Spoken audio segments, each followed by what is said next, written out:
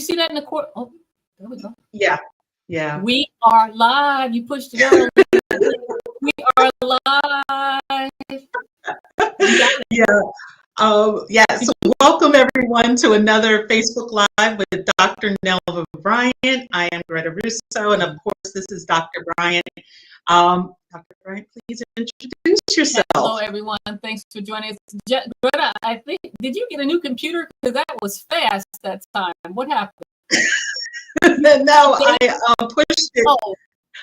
Someone told me to push it prior while the clock is counting down. You hit it on target this time. That's really good. Hello, everyone. You know we're not tech savvy. We're just regular people sharing information. So bear with us with our little mishaps that we have. But I'm excited to join you today. I'm Dr. Nelva Bryant. I'm a veterinarian, and I work in the airline industry. Been working with Delta Airlines since 2018, starting then, and I've brought on staff to help review and revise the policies for animal transportation. And it's big because as an airline, we transport more than just dogs and cats. So we transport multiple animal species for zoos, for zoo conservation. I would say hatching eggs and day-old chicks to help feed nations in other countries. We transport live fish. It's a lot. And then also in a limited capacity right now, we do transport dogs and cats for military or foreign service officers traveling on permit change of station orders. So that's kind of what we do with Delta, brought on to help with all the policies there. And believe me, it is actually very complicated as far as transporting animals by air. So that's what I do as far as my main job. But with that role, I started noticing that things that pet owners could potentially do to better prepare their pets for air travel, and I provide pet-centric travel education just to ensure animal welfare and their safety during transport. Been doing that since 2020. Greta joined me in 2021, and we have been just making it happen with sharing information. These Facebook Lives, Greta's idea and great idea, because what we do is we introduce folks to different people that I feel that are stakeholders in the animal transportation industry. So that's what we've been doing. Got a great guest today.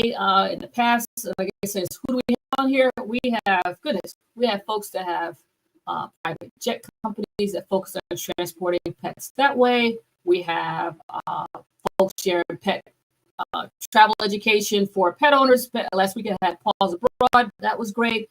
We have pet shippers on with us sometimes to share as far as their expertise of transporting pets in compliance with the IATA standards, the International Air Transport Association standards.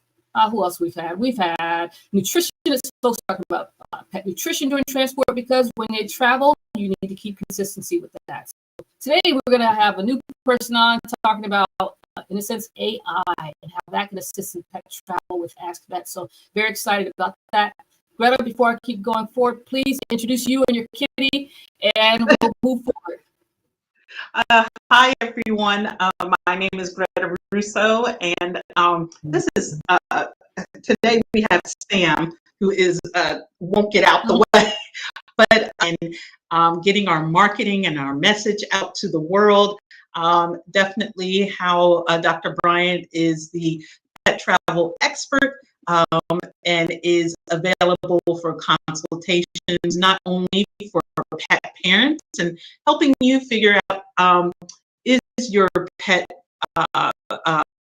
medically fit to fly, but also working with veterinarians because those forms that they may need to complete for your pet's travel sometimes can be a little bit on the tricky side. So Dr. Bryant is also here to help with your veterinarian to get through the paperwork, and also helping companies that are in the pet travel space. She is consulting them and making sure that they are up to date on regulations and policies and all that good stuff. So we're just here banging it out and trying to make sure everybody's on the same page in making sure these animals are they receive a safe and nice, friendly passageway to their destination. So basically, that's what we're here to do. And guess what, everyone? Oh, I forgot to add the little flyer. But on the 22nd was our Yeah. 4th anniversary for Facebook Lives. Can you believe we've been doing this for 4 years? And Dr. Bryant, we have had so many amazing people and companies on the show to talk about not only their company and how they add to the pet travel experience, but we've grown and learned so much from each of them. So I wanted to thank everybody for these past 4 years that have been on the show, and also to congratulate you, Dr. Bryant, for being around for 5 years. And it seems like you just started, but you really have been making an impact. Facebook Lives have reached over 2 million people with the information that we've been sharing, and we are in more than 20 countries around the world. So this really is, really our mighty messaging has been getting around, and I'm so proud of that. And thank you for having me aboard. Yeah, it's so cool because we've in a sense organically grown. I mean, we haven't done anything major, no paid advertisements, or these companies, when I say they can help you get more followers, we haven't done that, and we've just done it organically. So it's great to know that it's possible to grow, just maybe not as fast, but still you can grow and hit the market and get your information out there. So I'm really excited about that. So I thank you you're my marketing manager. You're doing all the hard stuff with that. So thank you. Thank you. You're welcome. It's a team effort. And one of our, if you guys remember, I think it was the summertime, Dr. Bryant, that we had Retrieve Air here as one of our speakers. It was just a couple weeks ago we met with Benton. Yes. Yeah. So here is a photo, just in case no one knows, but yesterday, this week, I should say, Retrieve Air was on a Shark Tank. And I just want to share that they had a fantastic presentation for the sharks. And in this picture that you see, they actually had had the opportunity to present, and the Reddit co-founder and VC their initiative VC partners with Pet Friendly Aviation Service after appearing on ABC's Shark Tank. This is actually, let's see, his name is, he is a guest shark, Alex Ohanian. He is actually Serena Williams's husband, and his venture capital firm 776 has officially made an investment into Retrieve Air. So we are so excited for them. Who is in the picture besides Mr. Ohanian is the Retrieve Air's co-founder and CEO, Benton Miller, who you met on our show, and also is his business partner and co-founder, let's see, what is his name? Mark Williams. So that's Mark Williams is hugging Mr. Ohanian, and you see Benton standing there as well. But from this, not only did they make an investment, but starting on February 6th of 2026, they are adding additional stops in their services. So they will now offer fly to and from Atlanta, Georgia. Let's see, Manassas, Virginia. Oakland, Manassas. Thank you. Oakland, California, and Scottsdale, Arizona. So tickets for these flights are on sale starting today, and those flights will be in 2026. So I just wanted to say congratulations to Retrieve Air, and everyone, if you are looking for an amazing jet centric pet-centric jet for your pet, definitely check out Retrieve Air and the additional flights that they have taking off and going to the places I just said. And there's even more on their website if you check those out. So I wanted to mention that. Do you even remember speaking to Retrieve Air? Yes, I do. Yes, I do. I remember that. I think it's great that I mean, that was a lot to even, I wonder, and I can't, you know what I would like for them to do for us is share their experiences more, what it was like, behind the scene photos and everything, because that's a lot to go through. And I applaud them. That's really wonderful. Yeah, absolutely. So, congratulations to the team at Retrieve Air. I also wanted to share some other news from this week. Italy is introducing a new dog tourist tax for travelers visiting with pets starting in 2026. So this was announced on, I apologize, I saw this on Instagram this week. And, I just want, even though it was announced on Instagram, definitely if you're planning on traveling to Italy with your furry friend, I had found this under Vacation Italian. And what they posted was starting soon, some Italian regions are introducing new regulations requiring pet owners, including tourists, to pay small local fees for dogs staying in hotels or public accommodations. The goal, to fund cleaner parks, pet-friendly spaces, and better facilities across Italy's most visited cities. So that's the reason for that. If you're planning on going to Italy, definitely make sure you check into that so that you can budget correctly and make sure that you are accommodating not only where you're going to stay, but also for you and your pet. So nice. I guess people are going to start to cash in on, the huge boom of pets traveling the world. But you know what? It's actually not I don't think it's a bad idea because again, they're saying the money is going to be used to help facilitate and better the environment that for them. Say you want to go to a hotel, you don't want their pet friendly area just to be a bowl on a side and you don't really have good access to walk them. So if that money can be used towards developing that a better environment for your pet traveling, I think that's good. I think it's good. Yeah, absolutely. Also, news from this week, everyone, Osaka Air. Dr. Bryant, do you know what where that airline flies out of? Never heard of them. Unfortunately, I haven't heard of them. Is that it?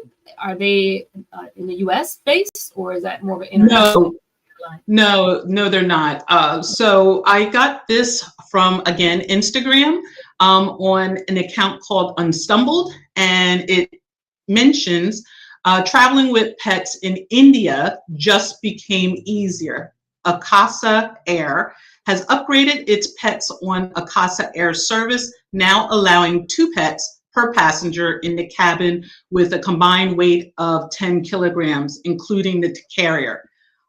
So passengers can now book pet travel up to 24 hours before departure, down from the previous 48-hour requirement. The service is available across 24 domestic cities, including Mumbai, Delhi, Bengaluru, Chennai, Kolkata, Hyderabad, and Lucknow. And I apologize if I butchered those names of the cities. Pet travelers also enjoy value-added perks such as pre-booked window seats, priority check-in, and priority baggage delivery. Since its launch in November 2022, the service has successfully transported over 8,500 pets nationwide, ensuring comfort and safety for every journey. So that's what it says about Akasa. So I guess that's an an airline based in India. And they are now allowing 2 pets. But Dr. Bryant, I'm kind of confused. 10 pounds as a total weight for the crate and 2 dogs. 10 kilograms. Well, these are 10 kilograms, I believe, which I always equate 1 pound equals 2.2 kilograms, or it's opposite. Either way, I always just time whatever it is by 2. So say around 20 pounds, 22 pounds combined weight. So these are little dogs. Okay. So we're talking about like the toys. Chihuahuas. Yeah, these are small ones. Yeah. Okay. Yeah, and I think since it's in India, you're right. They're not going by pounds; they're going by kilograms, like you said. So that's good news for India. I also wanted to bring up very quickly. So I've seen a few times on Instagram about a few posts about emotional support animals. So I simply asked, are emotional support animals allowed on international airlines? So we know for sure, and Dr. Bryant has said several times over, that emotional support animals are not allowed on airlines in the United States. They are not considered service dogs, so they do not have the special privileges that service dogs have. But asking about international airlines, as you see, it says they're generally not allowed as service animals on international airlines and are treated as pets. And what that means, this is because international airlines follow their own pet policies and are not subject to the DOT regulations and once protected ESAs.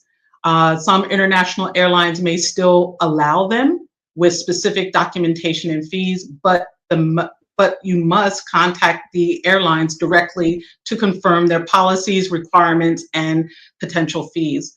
So, everyone, definitely, if you are traveling internationally, and again, this is not to or from the United States, reach out to the airlines directly to find out what they allow with emotionally support airlines. What do you think, Dr. Bryant?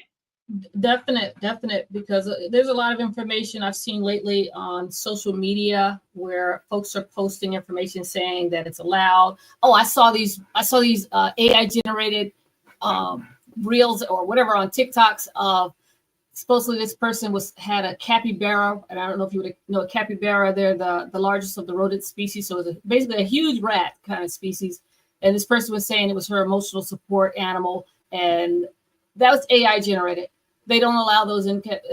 It's AI generated, number one, I believe. But if it were true, there was not U.S. based with it because, again, the ruling for emotional support animals went away. I believe it was 2021. If it's an emotional support, it's not recognized as a service animal, and the only service animal recognized is a dog. So folks that say my cat is my service cat, no, the only animal recognized for DOT in cabin traveling with a person is a service dog.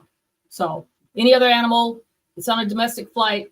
If you see a TikTok reel or whatever, and it shows a goat or whatever, it's incorrect. So realize it's AI generated. It is not correct. So you just got to be careful. A lot of information is shared on social media right now because I feel like Brett and I were talking prior to this. I feel like folks take their news now. There was a time where people would say, don't get your news from social media. And now it seems like that's where people get their news. So be careful what you see. Same as she just mentioned, the airline in India allowing in-cabin transport to pets. That's great, but still research the airline. Make sure you comply with their policies in reference to it. A lot of stuff that's advertised, it's great, but always do your due diligence. Research the airline, make sure you comply with the requirements and everything with it. So it's just really at this point, you've got to do your research to ensure you are complying with a lot of the policies and regulations for transporting animals. Never assume anything, never. Absolutely. Well, switching, I guess, to another topic, we have a guest today, and the company is AskVet. And you will be amazed at the service that they provide. So let's get Cal in here. Hi, Cal. Hello, Greta. Hello, Dr. Bryant. How are you? Great. So much for having me on the show. Now, Cal, I'm going to read your bio so that we can give the audience a little bit about you, and then we will get started. Okay. Cal Lai is a successful serial entrepreneur who has founded, grown, and exited 4 technology companies over the last 40 years. Cal's current company, AskVet, which he founded in 2014, is the industry's leader in AI and data for companion and livestock animal health. AskVet's mission is to leverage data and AI to develop innovative AI-driven solutions that increase revenue margins and profits while reducing costs. In early 2023, AskVet introduced Vera, the world's only AI veterinarian based on the company's proprietary data sets, which include over 2.5 million recorded conversations between veterinarians and animal owners, curricula from 6 veterinary colleges, and more than 180 medical, nutritional, and behavioral data sets created by AskVet's veterinarian team. AskVet, the leader in veterinary telehealth, has built the world's only AI and data-powered digital veterinarian called Vera, Veterinary Engagement and Relationship Agent. Vera is trained on highly curated data sets that include 2 million recorded conversations between veterinarians and animal owners, 6 veterinary college curricula, and 180 veterinarian reviewed data sets from trusted industry sources. Vera was built to help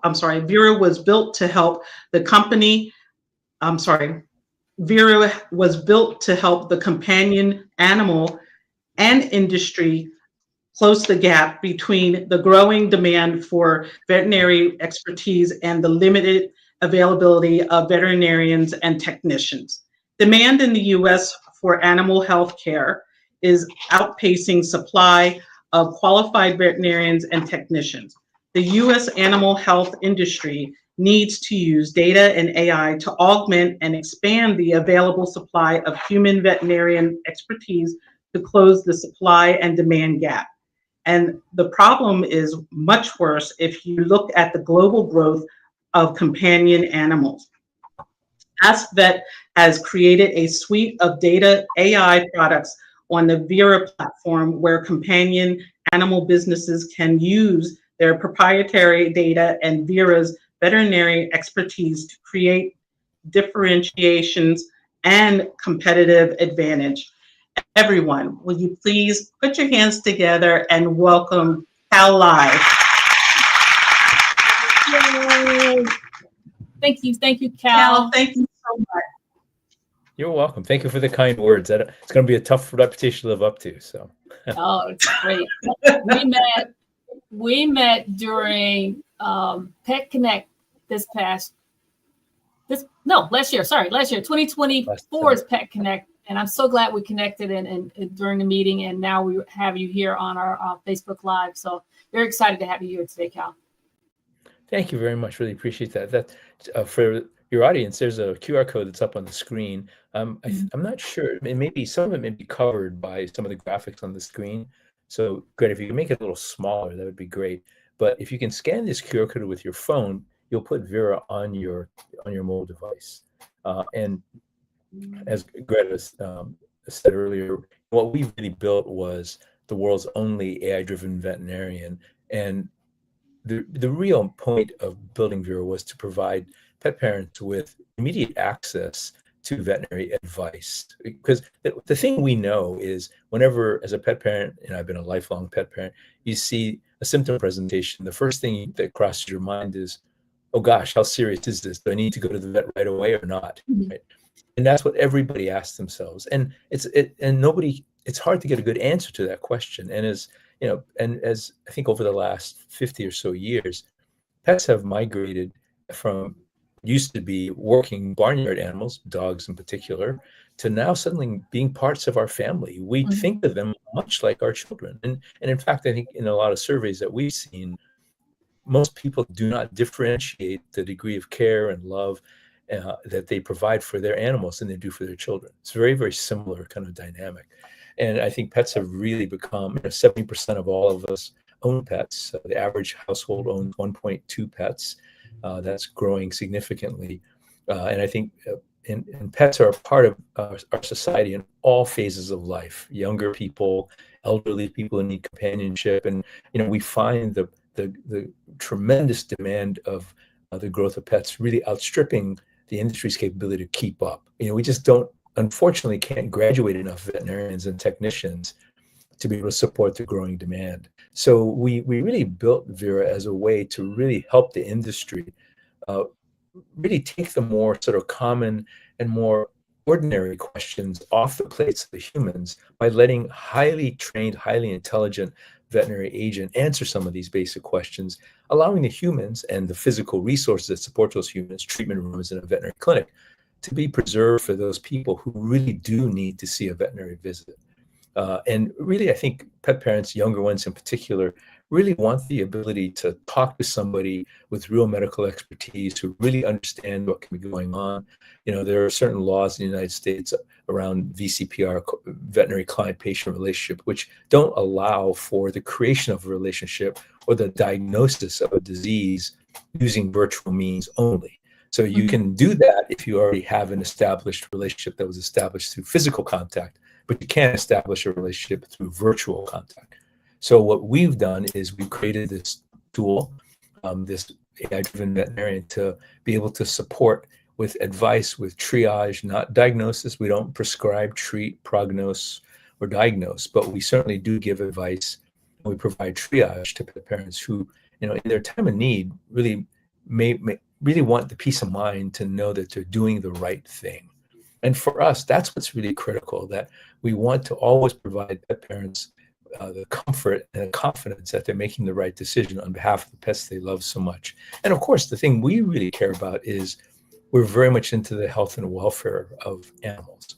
And we think all pets deserve, as humans do, to live healthy lives, healthy, long lives. So, and we know that the path to that is really managed health and wellness journey, being able to get advice on a daily basis. What kind of food should I feed? What kind of carrier should I use? And Dr. Bryant's the Delta Airlines clearly has tremendous vision to be able to bring a veterinarian on board to really help travelers understand the fairly complex requirements and demands of pet travel, particularly on airplanes and international. That becomes even more complicated. Yeah.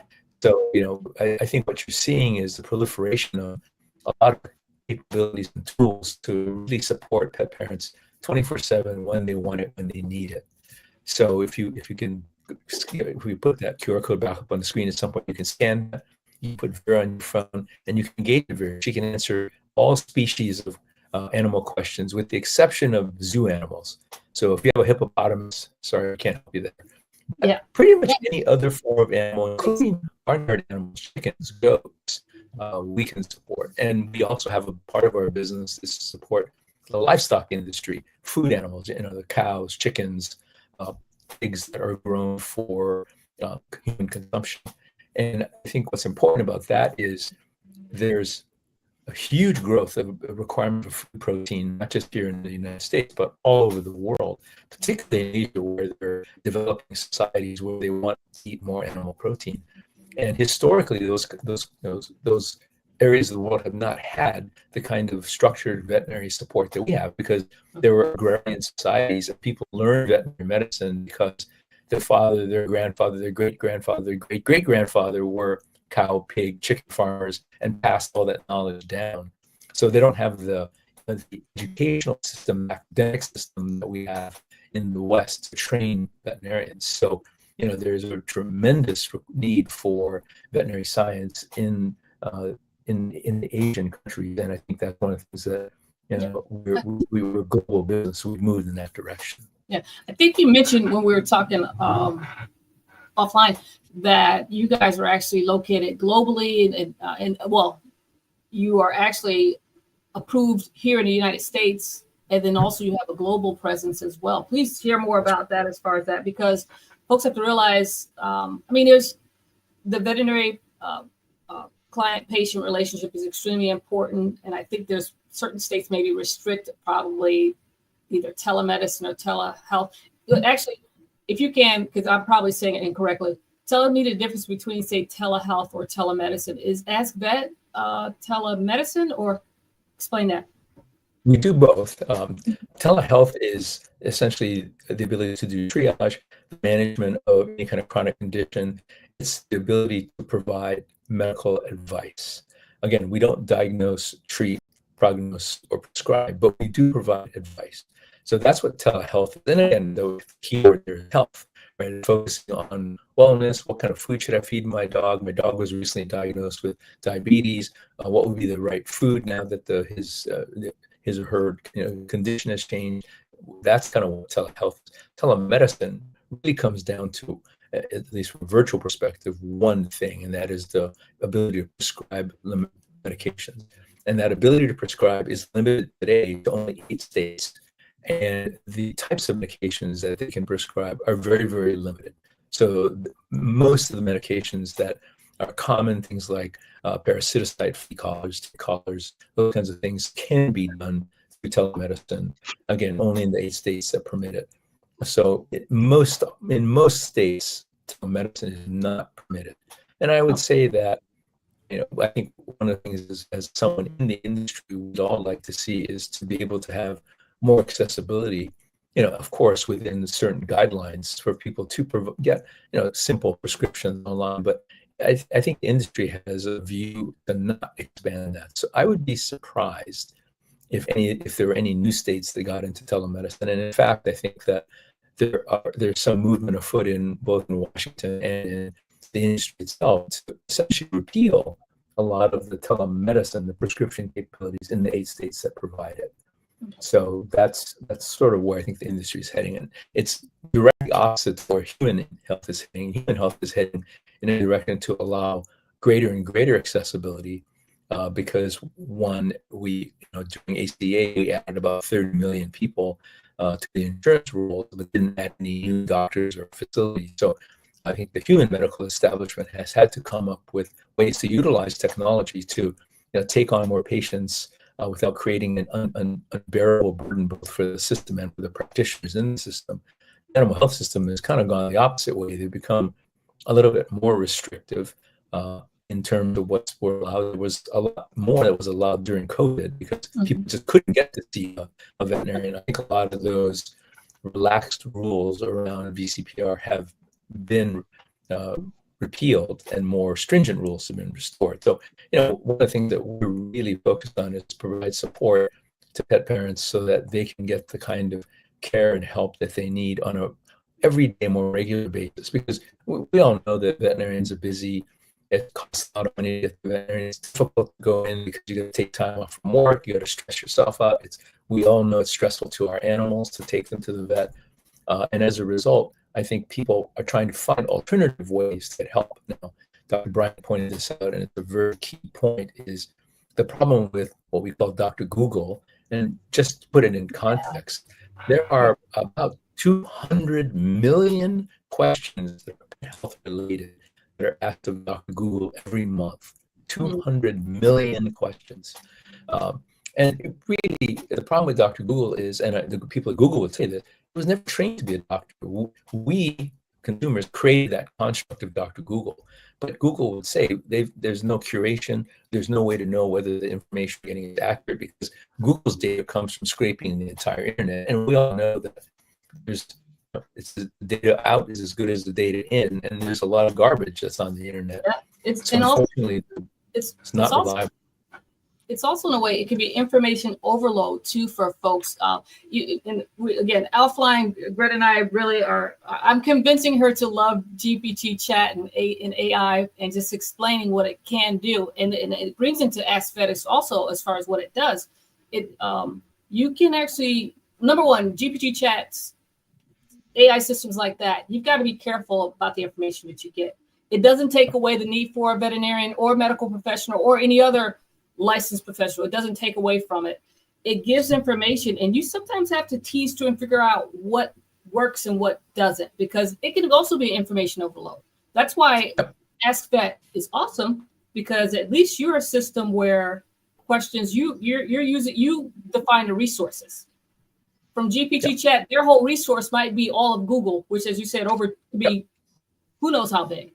And but you further define what's needed for the person and answer the questions better, and everything. So it's, in a sense, again, please share. I'm probably, I don't know if I'm describing it best and everything, but share more and more as far as how you define the information that's shared, your resources, and how, again, going to AskVet will benefit everyone as far as, we say, triaging, knowing what's, Greta, actually, I told Greta, one of the perks of knowing me, she should know what, and all my other friends and family know, a perk of knowing me is that if you have a question about your pet, you can ask me. I'll tell you. You can call me any time of the night. I'll help you. That's a perk of knowing me and everything, and being my friend or family and everything. But not everybody has that. And also not every veterinarian feels that way. They get offended by that sometimes. But sometimes we have questions about your pet. You're not sure. It's my mom says, he's limping here. Is that okay? He threw up this one time. Is that okay? A lot of questions come up when you have pets. You're not sure. You care. You don't want to overreact, but then you don't want to underreact. So that's good. Totally I think it's important. Yeah, that's totally right. And it's a funny story. I know a lot of veterinarians on airplanes. They won't tell their teammates that they're veterinarians because they're going to have the entire flight's going to be about talking about their animals. So they make up some other profession and say, I do this because I don't want to spend the whole flight talking about someone's dog. Right? And I think you bring up a great point, which is that all the data that Vera ingests is all data that we put there. So I have a whole veterinary team. We have about 50 veterinarians who work for the company, and we do nothing but support pet parents. So Vera is our first line of defense, where people get to talk to Vera and ask questions and get advice and help. And education, and about 80-85% of all of the questions we hear are responded to by Vera, and people have a great experience with that, and that's all they need. In fact, one of the more common questions that Vera gets at the very end is, "You're not really an AI bot, you're really a human, right?" Because the answers are so thorough and the conversation is so natural, people don't think they're talking to a bot. And if you want to, there's always the capability to talk to a human. You can press a button on the app or the web page that says vet chat, and one of our humans, or sometimes our partners' humans, will get on the phone and answer more deep questions. And there are times when Vera, our agent, suspects that she might not know the answer to the question, or question may be somewhat serious. She'll refer to one of our human beings. So a human is just seconds away to engage with a pet parent. So I think the tool is really intended to provide really accurate, really timely, really customized information to pet parents, because Vera will engage you in an entire conversation, ask you questions, unlike what GPT would do. She'll ask questions about what kind of dog you have, what kind of symptoms are you seeing. She'll ask you other clarifying questions, and ultimately say, given all the things that we've discussed, here's what I think may be going on. Not a diagnosis. She didn't say, this is what's happening. She'll say, there's several things that could be going on here, and they look like this. That's the separation between advice and a diagnosis, right? We don't give a specific answer. We give a range of answers that may require more testing to get to what's really there. So, Vera, by the way, the Latin word it's a name, but it's also a Latin word that means truth. And truth is really important to us because we want to make sure that everything that we provide in terms of advice is both accurate and relevant. That's really important to us. Vera also speaks 30 languages today. So if you scan that QR code and you speak Spanish or German or Mandarin Chinese, just speak to her in that language and she'll communicate back to you. Nice. That's fantastic. Can you walk us through how Vera helps pet parents prepare for international trips? Certainly. Vera's, we certainly can do more together, Dr. Bryant, but I think we've ingested some of the more commonly available policies and information about travel and the requirements of travel. And you guys know better than the vast majority of people even within the industry that those regulations are very complex. They change state to state, country to country, and they're always in a state of flux, right? They're always changing. So it's near impossible for you to go to your veterinarian and expect them to be current and know everything that's going on in, say, you're traveling to Luxembourg and you're taking your pet there for 6 months. The requirements for that, just in terms of boarding the plane, the requirements of the receiving country are all going to be very different. And we see very many people who are frustrated because they go to their veterinarian, they get advice about what shots are needed, what documentation is needed, and then they get to the airport and it turns out that they don't meet all the requirements. Right. And now their pet has to stay behind, or they cancel the trip, have to rebook it. We've actually heard people who, were in an airport trying to go from New Jersey to London. They thought they had, and this person is someone in the animal health business, consulted a vet and got what they believe were all the necessary shots and paperwork. They got to the New Jersey airport, and the counter wouldn't let the animal on board because it said you didn't have these 3 documents that's required by Luxembourg or by London. And they had to call a friend and say, can you come pick up the dog right here at the airport, and can you keep her for 3 weeks because we can't take her? That's the kind of thing what we try to do is really help both veterinarians and pet parents understand, based on their specific situation, what is required. And Dr. Bryant knows better than probably anybody on the planet that these rules are very complex, and it's probably near impossible for any particular one person to know all the rules in all the countries and in all the states in the U.S. It's just not possible. Right. Yeah, I mean, it's really important, and like I said, the worst thing you need to happen is get to that destination, or get to the, well, actually, to get beyond the airport. Say you get to your destination and you don't meet the requirements, but it's good that the airlines are checking in advance, almost the same as if you have your passport in order going internationally.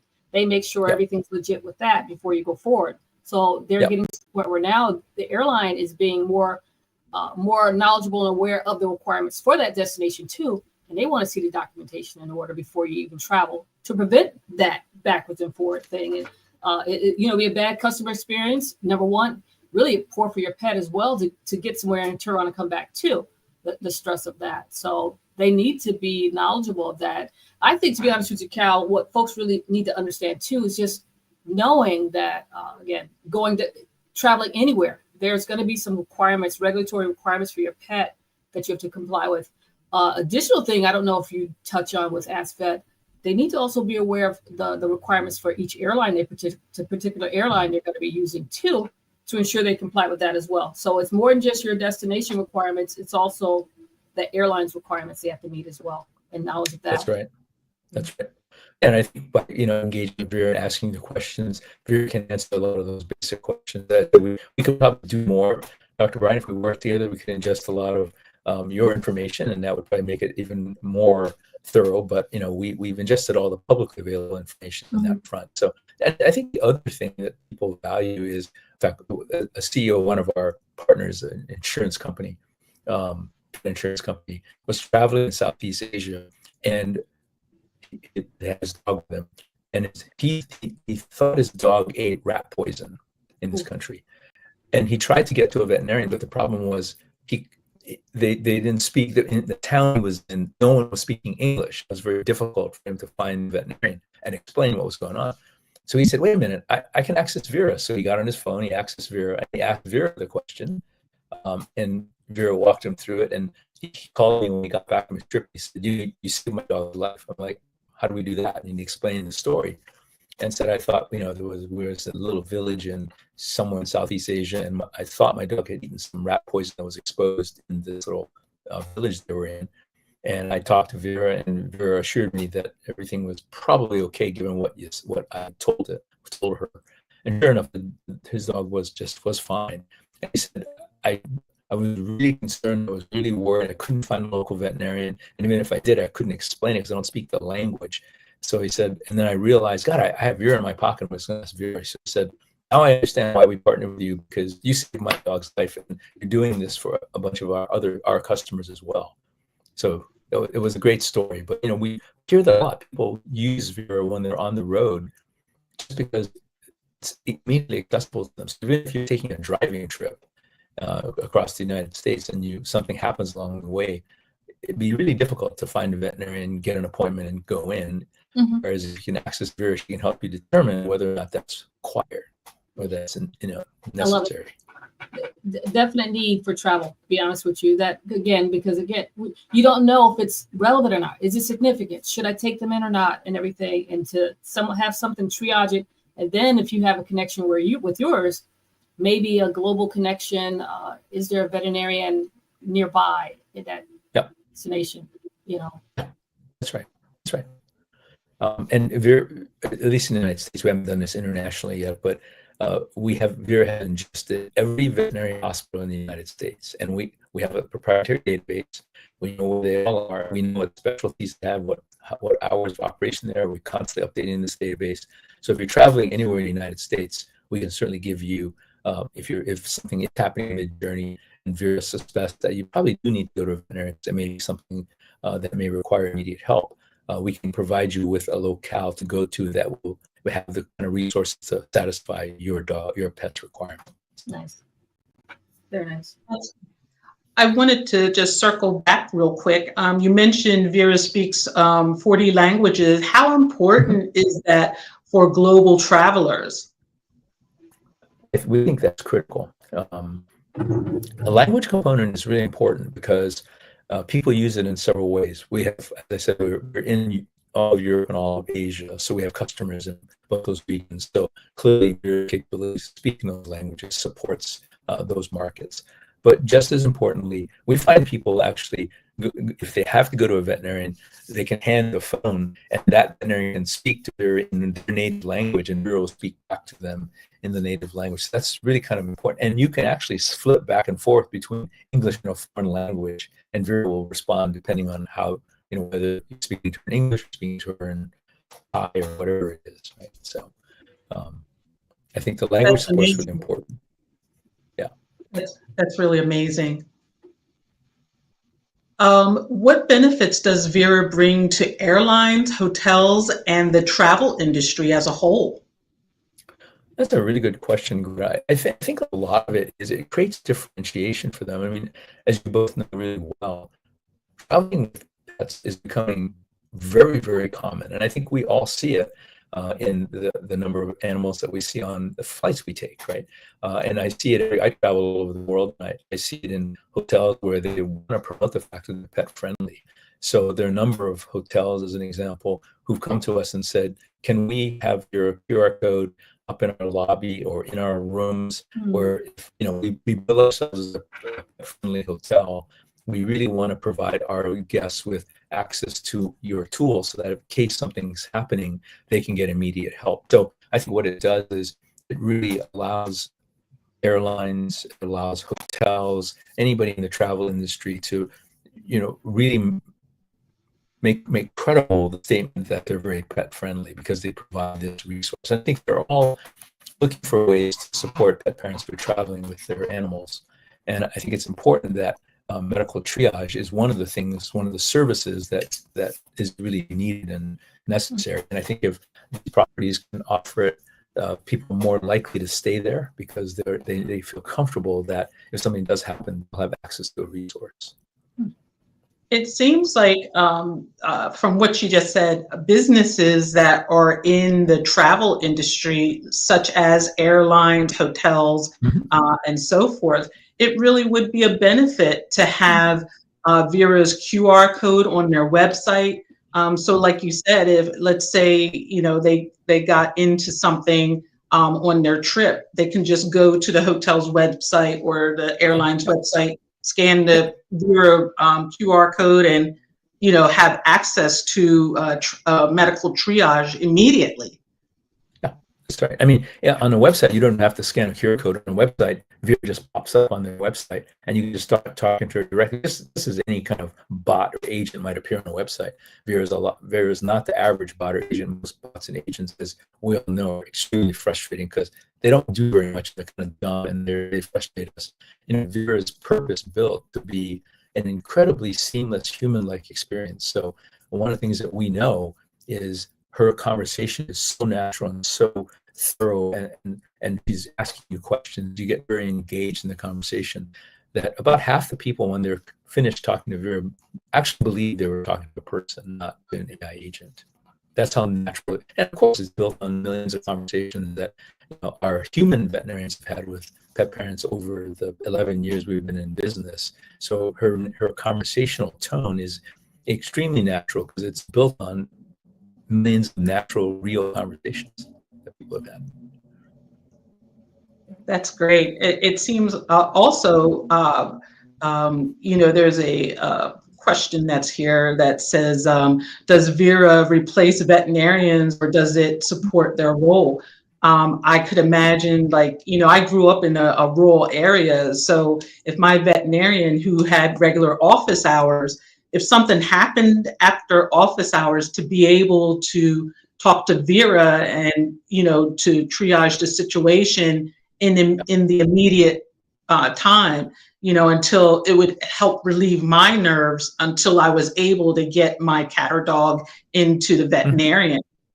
Yeah, that's exactly right. I mean, and one of the things that Vera does really well is provide triage, say something like, well, the situation, while you need to see a veterinarian, it's not an emergency. You don't have to go right now. You can probably go in the morning. Here are the things to look for. And if the following things happen, then you may need to go in more urgently. But it doesn't sound from what you said like that's an urgent situation. And you can imagine that's going to give you the peace of mind that you can wait till the morning rather than have to spend an extra $500 or $1,000 to go to an emergency clinic right now, right? So I think that's important. I think the other thing that's critical is that by providing people with immediate presence, what we really want to do is give them peace of mind that they're doing the right thing. And if anything, we're not at all trying to replace veterinarians. In fact, we don't have enough of them. That's the whole problem. We need more. So what we're trying to do is we built this tool to be able to allow the industry to do more with less, right? To take what we have and have that fulfill the need by, as I said earlier, having a tool like this answer the more common, basic, or mundane questions, and saving the humans for the far more complex things like surgeries, like complex medical workups, things of that sort. So I think it's important to be able to allow veterinarians to do more with the time that they have, see more animals, be more physically engaged with those animals that need that physical engagement, and leave it to AI agents like Vera. Vera happens to be the only one in the world to be able to answer those more basic questions and provide the peace of mind that no, you're seeing the diarrhea and vomiting not because the dog's sick, it's because in the conversation we just had, you told me you changed this food and you didn't titrate it, you didn't transition over a course of a week or two to a new food, you just changed foods. And that creates some upset. So that's a classic thing that people see that they think may be a real problem. Another classic one is you might have a German Shepherd and eats one Hershey Kiss, right? Chocolate candy. And then you immediately panic and say, oh my God, chocolate is toxic to dogs. Well, it's a function of weight and how much chocolate is consumed. And also, there are a lot of times when we think we're eating, but the toxic is cacao, not chocolate. Chocolate flavoring is not toxic. So a lot of times dogs eat candy bars that really don't have any cacao in them, they have chocolate flavoring. Now that may give them a stomach upset, but it's not going to kill them. So there's that difference that a lot of people just don't understand, right? So I mean, Vera, because of her vast medical knowledge, understands that. I can explain that to a pet parent. No, that's great. Definitely was needed. Absolutely. I think I would say let's start. I know, Cal, you have to leave a little bit early today. We're gonna have to slowly start wrapping up. So, right. I was going to ask if you had any last questions to ask Cal. I am very excited you were here to share exactly with Vera and what it's doing in AskVet. I don't have any further questions. I'm just happy to hear. I think we need to have another session with you soon because I feel like we haven't even scratched the surface. A lot of questions that were developed and everything. But that'd be wonderful. I welcome that. Yeah, thanks so much for having me on the show today. And I'd love to come back and have a much deeper conversation. So. Yeah, and let's discuss offline. Let's discuss how potentially When Pets Fly can help add some more information in there as far as getting folks answer questions for travel and making sure their pets are prepared for air travel. Yeah, and we can also offer When Pets Fly a Vera instance so that you can actually make all that possible through your site, right? When Pets Fly. So yeah, perfect. Yeah. Well, everyone, to learn more about Vera and AskVet, you want to visit askvera.ai. I am going to send out the QR code through our social media so that people can scan that right away. But you can also follow them on Instagram at AskVera247. So that is today's Facebook Live with Dr. Nelva Bryant, and we had our special guest, Cal, from Cal Lai, I should say, from AskVet. And we hope that you will join us next week. Make sure you check out AskVet. This is something really important. And we will see you next week on another Facebook Live with Dr. Nelva Bryant. And for now, I will say goodbye, and we will see you next week. See you next week. Bye-bye. Bye, everyone. Bye. Let's see.